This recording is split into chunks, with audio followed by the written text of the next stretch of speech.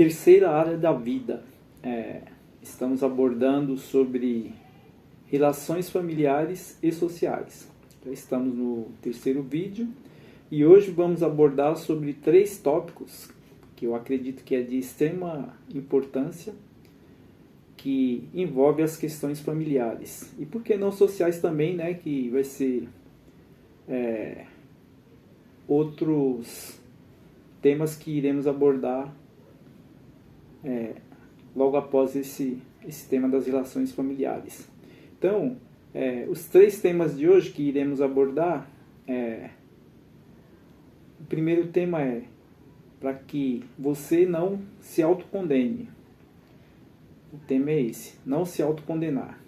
O segundo tema é saber selecionar em relação à formação familiar, né? E o terceiro tema são sobre os relacionamentos abusivos, né?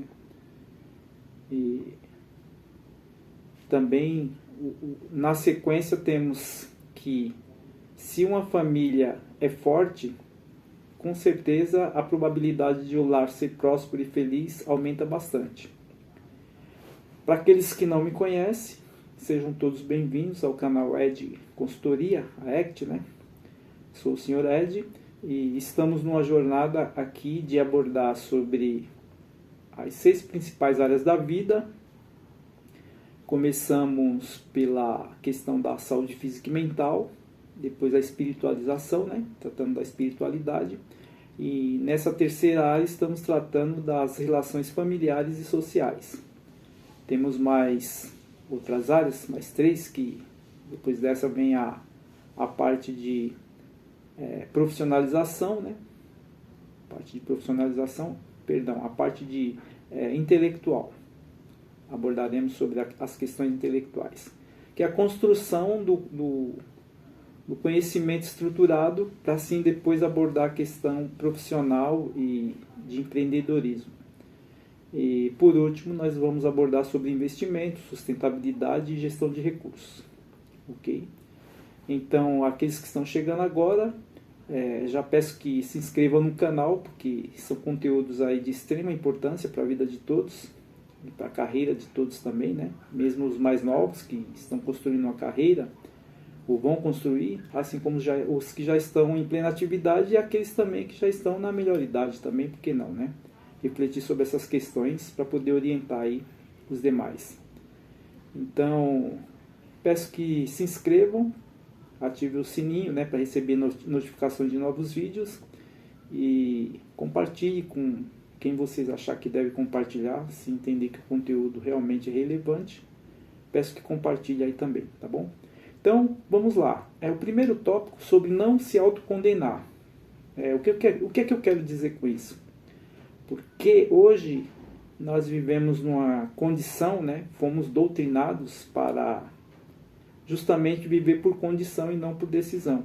Então, nós já temos uma cultura enraizada sobre a questão da formação familiar, sobre a questão da quantidade de filhos, né? E, de certa forma, fomos doutrinados a pensar de forma a não ter assim, uma quantidade de filhos razoável, em função justamente das condições, da situação que cada um passa, da dificuldade que é estruturar uma família, correto?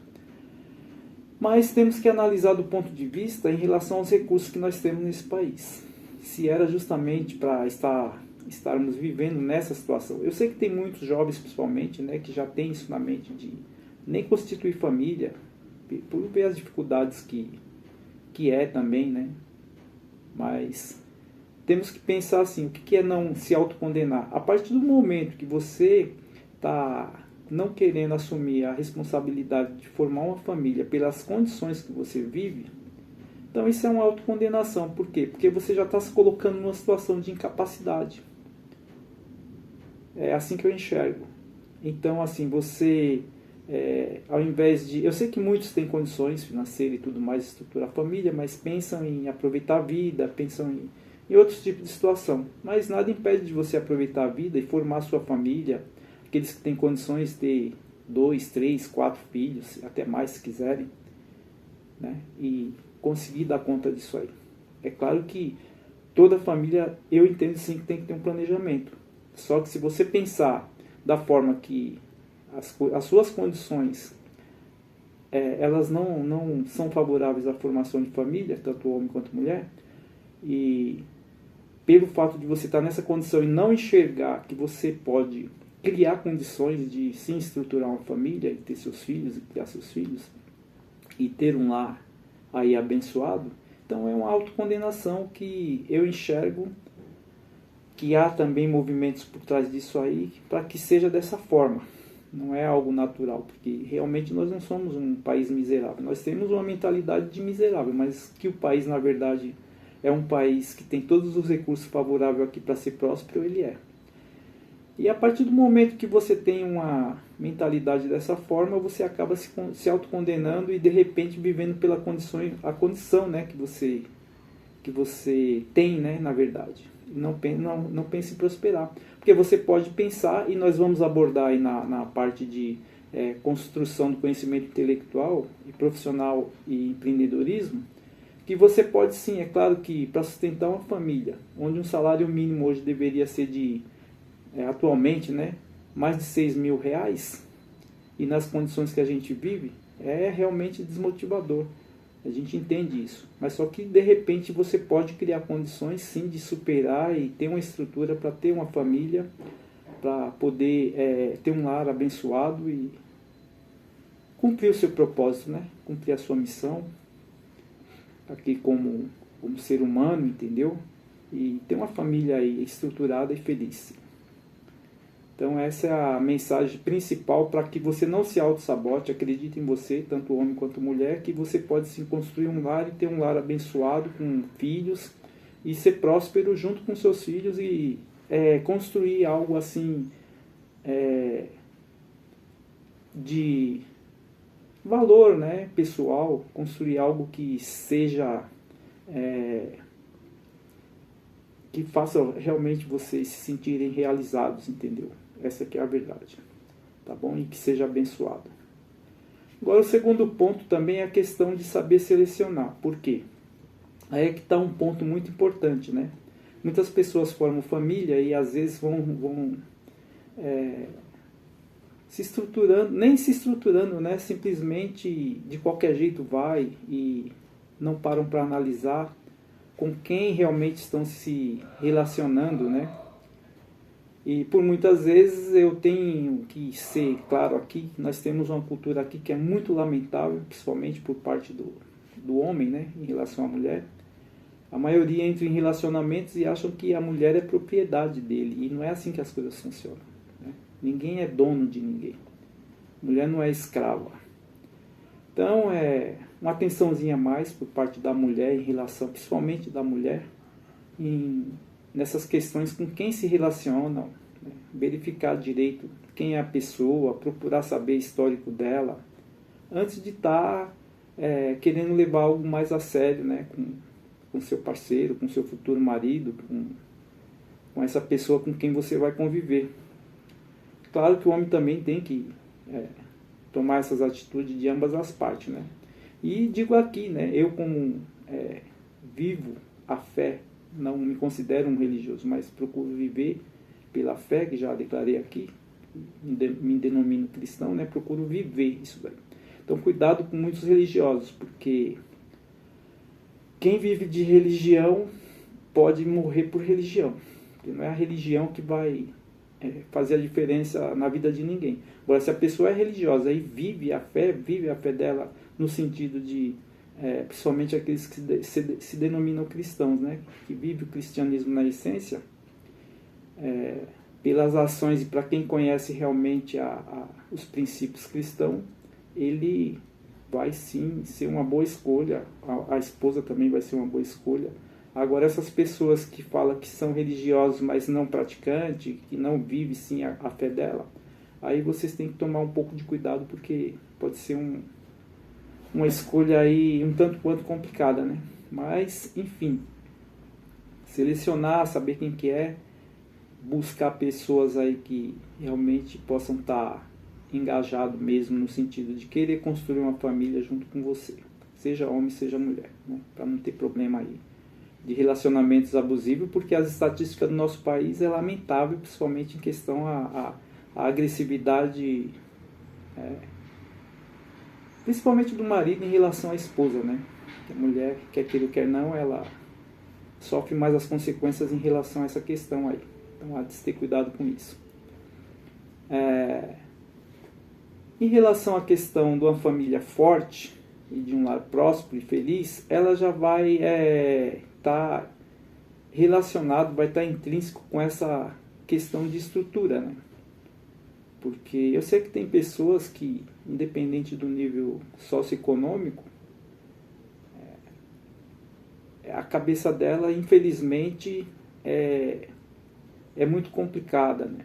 Ela, não sei que cultura é essa que o brasileiro tem de querer achar que é dono, né, da companheira, que ela é propriedade dele, e às vezes, no caso, quando um relacionamento chega no extremo, ele vai até para as vias de fato aí e comete muita besteira. Isso é lamentável.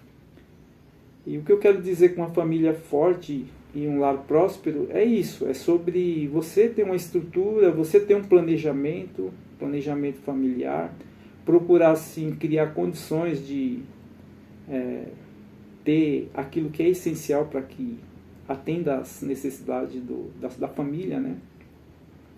E que haja um incentivo, porque é triste que a gente vê, entendeu? Os lares que são desfeitos, principalmente hoje em dia, né? E o sofrimento que isso causa, principalmente quando tem filho pequeno.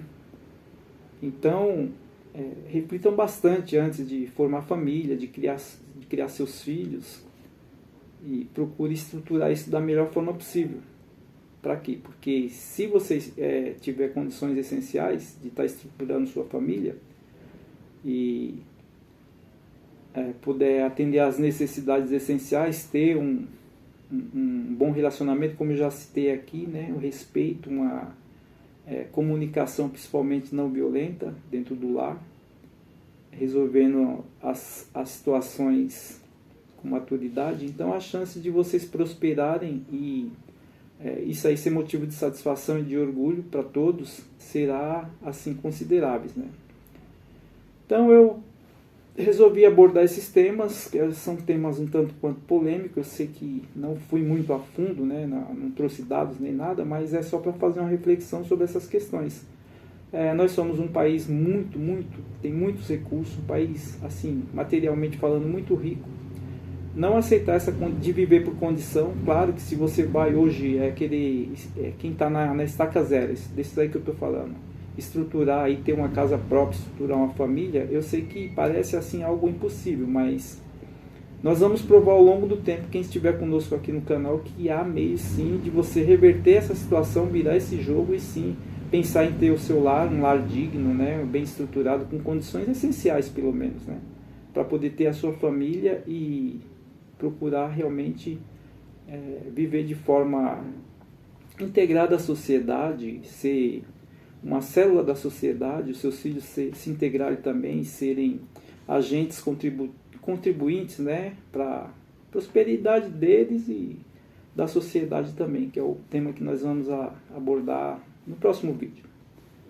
Então, eu enfatizo aqui que sei que não é fácil, a jornada não é fácil, né? Família é como uma planta, você tem que cultivar no dia a dia, né? E a relação ela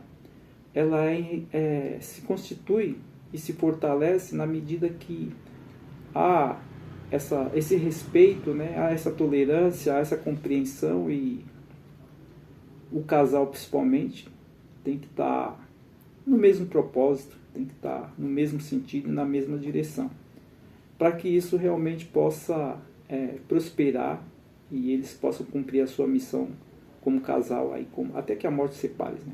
E eu venho enfatizar, né, agradecer a Deus, agradecer aí a paciência também de estar comemorando justamente nesse mês que nós estamos abordando aí sobre as questões das relações familiares, né? Estamos comemorando, eu e minha esposa, 31 anos de casado.